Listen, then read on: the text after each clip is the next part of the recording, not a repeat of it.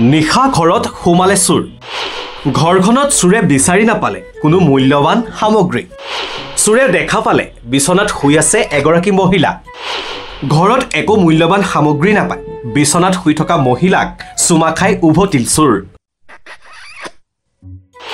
চোৰৰ কাণ্ডত স্তম্ভিত মহিলা হতবম্ব আৰক্ষী মুম্বাইৰ উপকণ্ঠ অঞ্চল মালাডাত এক অদ্ভুত চুৰিকাণ্ড পোহৰলৈ আহিছে এই ঘটনাই সকলোকে স্তম্ভিত কৰি তুলিছে এটা চোৰে চুৰি কৰিবলৈ এটা ঘৰত প্ৰৱেশ কৰিছিল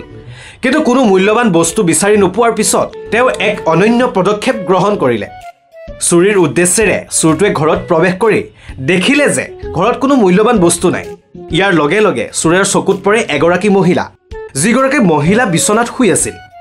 মহিলাগৰাকীক শুই থকা দেখাৰ পাছত চোৰে দেৰি নকৰি মহিলাগৰাকীৰ ওচৰলৈ চাপি যায় আৰু বিছনাতে এটা চুমা খায় আৰু তাৰ পিছত সেই ঠাইৰ পৰা পলাই যায় এই ঘটনাত স্তম্ভিত হৈ পৰে মহিলাগৰাকী লগে লগে মহিলাগৰাকীয়ে আৰক্ষীক খবৰ দি ঘটনাৰ ৰিপৰ্ট দাখিল কৰে ঘটনাৰ লগে লগে আৰক্ষীয়ে তৎক্ষণাৎ ব্যৱস্থা গ্ৰহণ কৰে মহিলাগৰাকীৰ অভিযোগৰ ভিত্তিত গোচৰ ৰুজু কৰি আৰক্ষীয়ে বিষয়টো তদন্তৰ আৰম্ভ কৰে আৰক্ষীয়ে সংগ্ৰহ কৰা প্ৰমাণৰ ভিত্তিত অভিযুক্তক চিনাক্ত কৰি অতি সোনকালেই তেওঁক গ্ৰেপ্তাৰ কৰা হয়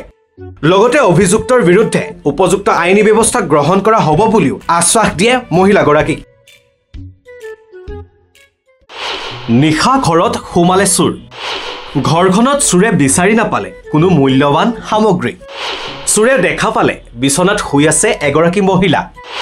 ঘৰত একো মূল্যৱান সামগ্ৰী নাপায় বিছনাত শুই থকা মহিলাক চুমা খাই উভতিল চোৰ চোৰৰ কাণ্ডত স্তম্ভিত মহিলা হতবম্ব আৰক্ষী মুম্বাইৰ উপকণ্ঠ অঞ্চল মালাডাত এক অদ্ভুত চুৰিকাণ্ড পোহৰলৈ আহিছে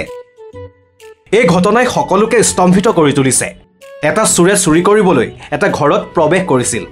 কিন্তু কোনো মূল্যৱান বস্তু বিচাৰি নোপোৱাৰ পিছত তেওঁ এক অনন্য পদক্ষেপ গ্ৰহণ কৰিলে চুৰিৰ উদ্দেশ্যেৰে চোৰটোৱে ঘৰত প্ৰৱেশ কৰি দেখিলে যে ঘৰত কোনো মূল্যৱান বস্তু নাই ইয়াৰ লগে লগে চোৰেৰ চকুত পৰে এগৰাকী মহিলা যিগৰাকী মহিলা বিছনাত শুই আছিল মহিলাগৰাকীক শুই থকা দেখাৰ পাছত চোৰে দেৰি নকৰি মহিলাগৰাকীৰ ওচৰলৈ চাপি যায় আৰু বিছনাতে এটা চুমা খায় আৰু তাৰ পিছত সেই ঠাইৰ পৰা পলাই যায় এই ঘটনাত স্তম্ভিত হৈ পৰে মহিলাগৰাকী লগে লগে মহিলাগৰাকীয়ে আৰক্ষীক খবৰ দি ঘটনাৰ ৰিপৰ্ট দাখিল কৰে ঘটনাৰ লগে লগে আৰক্ষীয়ে তৎক্ষণাৎ ব্যৱস্থা গ্ৰহণ কৰে মহিলাগৰাকীৰ অভিযোগৰ ভিত্তিত গোচৰ ৰুজু কৰি আৰক্ষীয়ে বিষয়টো তদন্তৰ আৰম্ভ কৰে আৰক্ষীয়ে সংগ্ৰহ কৰা প্ৰমাণৰ ভিত্তিত অভিযুক্তক চিনাক্ত কৰি অতি সোনকালেই তেওঁক গ্ৰেপ্তাৰ কৰা হয় লগতে অভিযুক্তৰ বিৰুদ্ধে উপযুক্ত আইনী ব্যৱস্থা গ্ৰহণ কৰা হ'ব বুলিও আশ্বাস দিয়ে মহিলাগৰাকীক